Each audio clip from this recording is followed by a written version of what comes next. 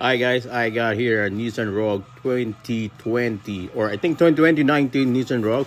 I'm gonna show you how to remove the upper grille. This right here, 1, 2, 3, 4. There's a push thing there, you can pull it. Same as the other side, which you can see it. See this? See? See? Then this. See? On the other side, you can see it. You'll see all these clips, like right there. All you have to do is push that out, and it's good to go.